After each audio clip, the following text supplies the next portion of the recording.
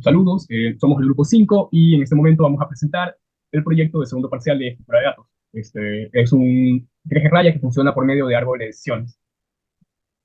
Hemos añadido una interfaz gráfica, y lo primero que va a obtener es una alerta. Lo que va a inicializar es una alerta que nos va a permitir al usuario elegir los diferentes modos que hemos implementado y que nos han puesto como objetivos dentro del proyecto.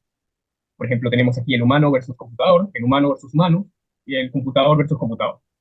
En este momento vamos a usar humano versus computador. Ya, antes de eso, el juego nos permite elegir sobre quién comienza. Puede comenzar el CPU y el humano. En este caso voy a elegir CPU. Una vez ingresado al juego, el CPU ya empieza jugando. Y además nos proporciona los árboles de decisiones con su respectiva utilidad, ya que el árbol lo que va a hacer es tener la, eh, la rama con menor utilidad, con la utilidad más óptima. En este caso era uno, y es porque ha jugado el bot. Entonces, a partir de esto, nosotros podemos, usando el tablero de aquí, hacer diferentes movimientos. Por ejemplo, es el turno, por ejemplo, aquí dice el turno cero, el turno de círculo, entonces empiezo por ahí. Como sabrán, a partir de esto, el árbol de decisiones también sigue actuando con el bot. En este caso, este, analizó de los varios que proporcionó y obtuvo que este era el más óptimo. Siguiendo con esto, también el usuario, puede obtener también las posibles jugadas. En este caso, con este botón se puede acceder a lo que es el árbol de decisiones óptimo para el jugador, con su respectiva utilidad. Entonces, se puede seguir jugando. Una vez terminada la partida, soltará un banner, una alerta, que prácticamente dirá, si en el caso de haber un ganador, obtendrá el ganador y lo mostrará. En el caso de no haber ganadores, mostrará una pantalla de empate. Y un banner con dos botones, el cual podemos salir del juego y repetir, o volver a intentar. Al momento de volver a intentarlo, nos volverá a preguntar lo que es respecto a los modos de juego. Así mismo podemos elegir el otro modo de juego. En el modo de juego CPU contra CPU es algo un poco diferente con respecto al botón que hemos implementado, ya que para que el usuario lleve un seguimiento de lo que es la jugada del autómata, hemos implementado el botón para que él mismo pueda ir siguiendo, viendo los mejores movimientos del robot, para que no se pierda de nada, y entonces va consecutivamente jugando, y no es como que se juegue de inmediatamente, porque un problema es. Entonces, nosotros mismos podemos aceptar que el autómata juegue automáticamente.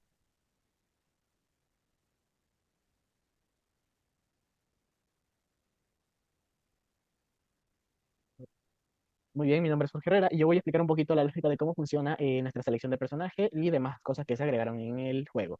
Lo primero que tenemos son varias variables que se van a asignar por defecto. La primera, más que nada, es la lines. Lines es, por decirlo así, las combinaciones posibles basándose en los índices del tablero del 0 al 8, en la que un jugador puede ganar o el otro, ¿no es cierto? Luego tenemos estas variables de aquí, que básicamente son el árbol, que es el que se va a ir armando a medida de las decisiones que va tomando el bot y la persona.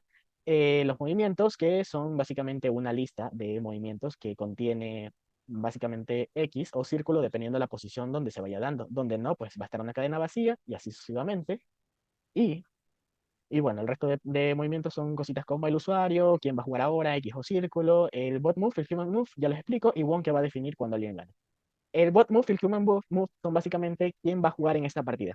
En este caso, cuando es human versus human, pues se setea bot move como falso, y cuando es CPU versus CPU, pues setea human move como falso, ¿no es cierto? Y de esa manera podemos, mediante una lógica dentro del set post básicamente, que si el humano juega, se generará el movimiento del humano, ¿no es cierto? Va a obtener el label de donde se dio el clic y luego va a setear un movimiento el movimiento del humano, ¿no? De la persona. Y más o menos tenemos una lógica, settex, setea los datos generales, lo que se va armando el árbol, lo que se va armando la lista de movimientos y demás cositas, el nuevo usuario y así sucesivamente. Set un mouse click null es para que básicamente ya no se pueda presionar en la casilla donde se acabó de presionar el movimiento. Muy bien. La lógica para calcular el ganador. Y por último, actualizar pues el user state, que es lo que ustedes vieron aquí, lo de aquí. Este es el user state. ¿Qué usuario va a jugar ahora? ¿No es cierto? Entonces, ya teniendo eso, el movimiento del bot sigue una lógica bastante similar, con la diferencia de que ahora se va a obtener un movimiento del bot, ¿no es cierto? Porque este debe ser automático. El movimiento del bot se basa en un possible type. Los possible types son los posibles hijos que se podrían generar.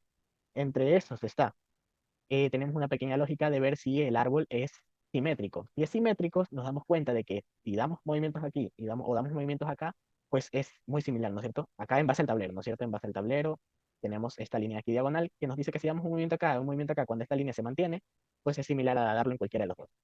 Entonces el boot toma como que una abstracción de esos movimientos para poder hacerlo más óptimo. Muy bien, siguiendo con eso, también tenemos dentro de a child, del new child, toma tanto el nuevo hijo en el analizando las posibilidades que tiene de ganar. Las posibilidades que tiene de ganar son como lo pidió en el documento. Digamos, si Círculo está aquí, tiene varias posibilidades de dar un win, ¿cierto? Todas estas. Entonces, esa resta de las posibilidades de X y las posibilidades de Y o las posibilidades del primer usuario y el segundo es lo que toma como utilidad, según lo que se menciona en el documento. Y así. Muy bien. Para la lógica de calcular, aquí tenemos la lógica en la que se verifica si es simétrica o no. Tenemos tanto la línea principal como la línea secundaria, son ambas opciones que se pueden tomar. Siguiendo con eso, tenemos, aquí están las funciones de calcular utilidad y la función de calcular P. P es básicamente las posibilidades de ganar y la utilidad es la recta entre ambos. Calcular ganador lo que hace es revisar en el lines, que es una constante, una constante que tiene las posibilidades de ganar, ¿no es cierto? Y verifica si en estas posiciones existe igualdad entre los movimientos. Digamos, si los tres son X, va a dar ganador X. Si los tres son círculo, va a ganar el círculo, siempre y cuando no estén vacías, ¿no es cierto?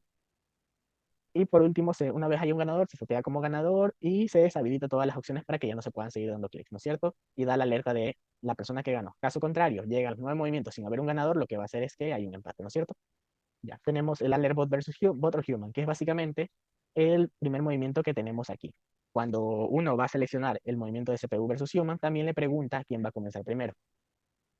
Y aquí tenemos el game, el área del tipo de juego, ¿no es cierto? Es algo muy similar, simplemente obtenemos los movimientos, el botón que se queda presionado, y luego de eso seteamos las variables bot move y human move. Así es como nosotros definimos quién va a jugar y quién no. El next es básicamente cuando solo juegan bots. Eso setea el botón de abajo para que se pueda solamente mover el bot y que vayamos turno por turno. La alert winner, que es la alerta que verifica dónde está el ganador, y el reset game, que es para cuando nos dice si queremos repetir el juego. Lo que hace es volver a setear las variables como, como estaban desde el inicio. Eso sería todo. Gracias.